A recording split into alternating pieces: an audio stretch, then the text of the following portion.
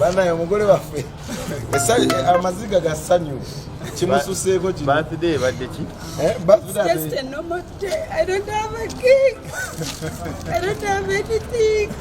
Why? Just Embuzi yaffe tugiyita mbuzi naye nga ku nnaku nga zino ebeera cake. Kati ogenda kusala cake ya. So tukusaba, instead of cutting a normal cake, you're going to cut a but normal there's jadeno nina nkubira package. na mbuzi otuuseewa.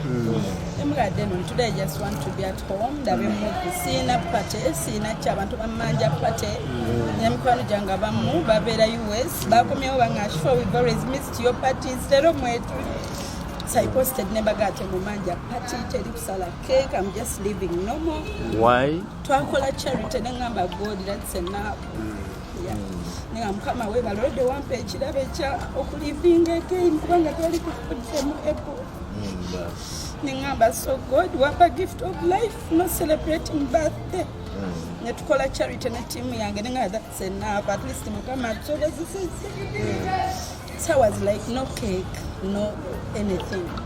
It's a friend of mine abera mu America nanga Shifah postinze to kagenda natukolerayo wadde ka photo shoot. Somewhere actually one. Daddy go.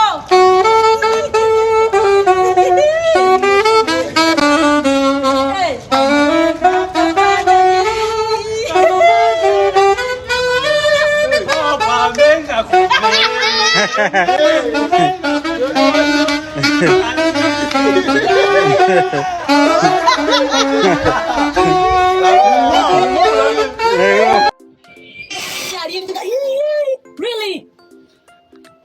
Eh? Russian. Temwe we shall like you. Tubagala tujja following, tubagalira ddane mulekera. Bwoba bulyanga family yo yakuta mama w'abaana. Mama w'abaana teri agenda kutawaza ngo owunye ekivundu ngo omwala bw'afumisa ekiti mu kabina. Family yo.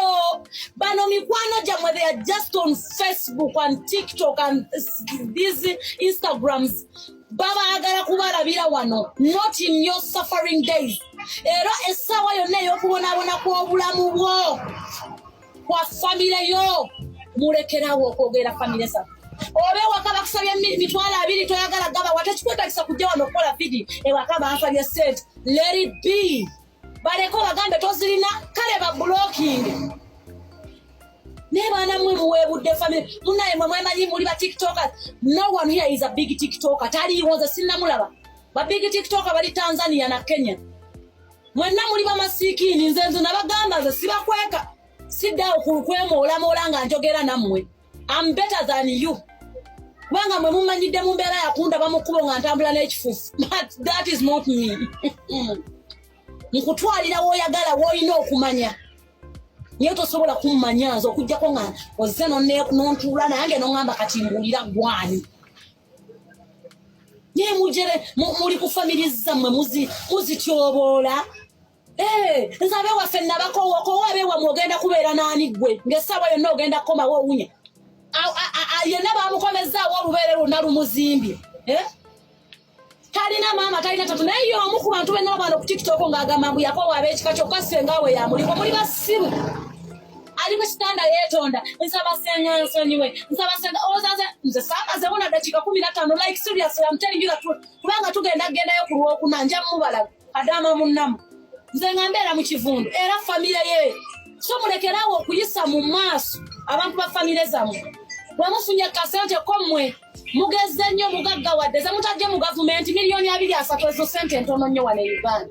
Uganda yagala ettaka ly'ekyapa limu miliyoni 18 kwali kati olowooza olina nnyo.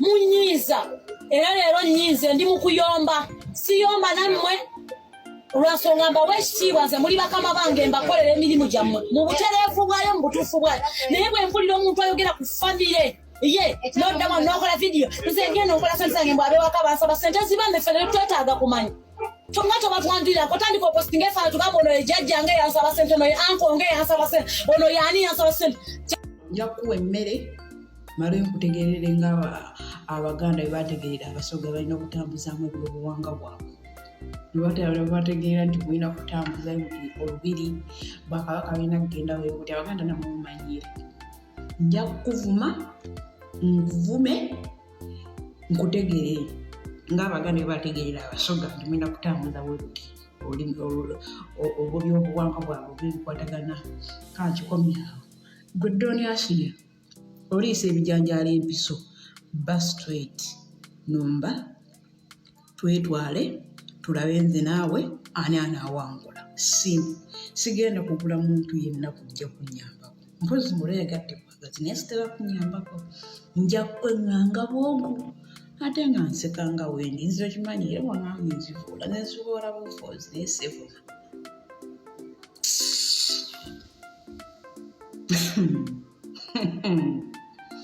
muliisa ebijanjaalo empiso gwalina pressure zalina sayidi emu yafa embuto ziba zigenda mu nseke noyasama nti bakuwadde obutwakumba oluto olugenze mu nseke ate ojjojjo njasamira olina akasajja kakulu naye amazzi ge kalina gaga abaana bato gakukonya bukonya olugalo bonna bugubye tosobola nakukola wooti nga nsi bwenkoze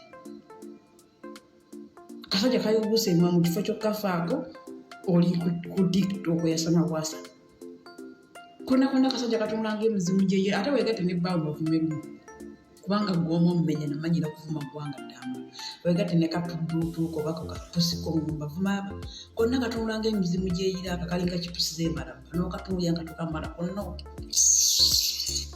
oba kafaana katanga keyambudde kafaananidde weekati kalinga oluwundo Doniasiya bebi yakuwa amba kanyende ndebake naye nga amundabiddeko mugambe nti ye Saala wogulirawo olutalo waati akulindiridde nga mbaga mugambire Doniasiya wogulirawo olutalo waati mulindiridde nga mbaga